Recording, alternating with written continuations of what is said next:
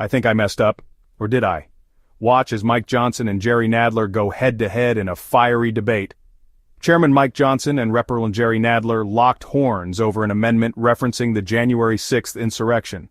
Okay, so on its face, the amendment violates House Rule 16, Clause 7. Now, you can disagree with me, but you're not the chairman anymore. I'm sitting in the chair now. Reclaiming my time.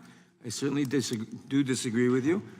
And again, I repeat that the motives of the Republicans today are shameful as seeking only to avoid voting on all these different subjects that have been raised today. I yield back. Would the gentleman yield? Would the gentleman yield? The gentleman has yielded back. Does anyone else seek recognition? Ms. Cicilline, and then I'll get to you, Ms. Johnson.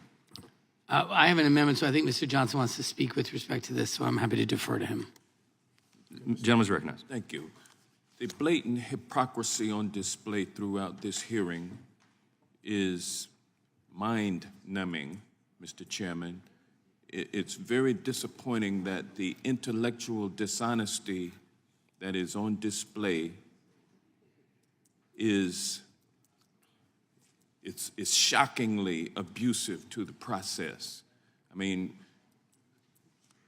you can't tell the American people who are looking at this that to include federal law enforcement officers in a resolution honoring the service of local and state law enforcement.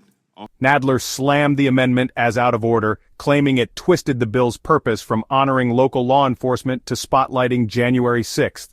Johnson fired back, defending the ruling and accusing Nadler of trying to shift the focus. Officers is irrelevant or non-germane or out of order in some way. The American people understand that law enforcement is law enforcement. They understand that January 6th, Capitol Hill police officers died.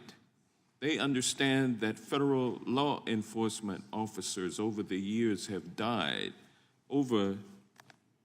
Actually 650 have died from gunfire over the years. 650 have died from gunfire, federal law enforcement officers. Not to mention the 7 fallen officers of the U.S. Capitol Police Department, 2 of whom have passed away within the last 2 years due to the insurrection. And so we've had law enforcement officers, federal law enforcement officers, who've given their lives to protect us. They were the ultimate displays of courage. But yet this committee doesn't have the courage to vote up or down a heated exchange. Nadler accused Republicans of dodging votes on January 6th and using procedural tricks. Johnson countered, advocating for the inclusion of federal law enforcement, especially those who served during the insurrection. Nadler didn't hold back, blasting Republican gun control policies and calling out germane amendment that simply seeks to add federal law enforcement officers to this resolution. It's simple. The American people understand it. They're not getting thrown off track by talking about crime. And by the way, the crime that you speak of is caused by your policies in opening the floodgates for more guns on the street. This is a failed experiment. More guns does not mean more safe. More guns means less safe. But yet, the response of the Republicans is always more guns.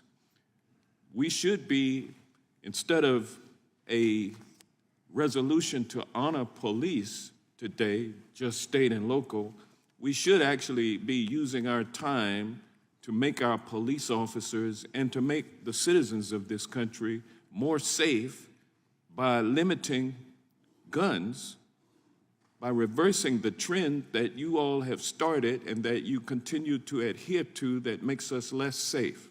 It's ridiculous that we would honor police officers. Hypocrisy. He argued for stricter laws to protect both civilians and officers. Despite Nadler's objections, Johnson's ruling stood, and a motion to table the appeal ended the immediate debate.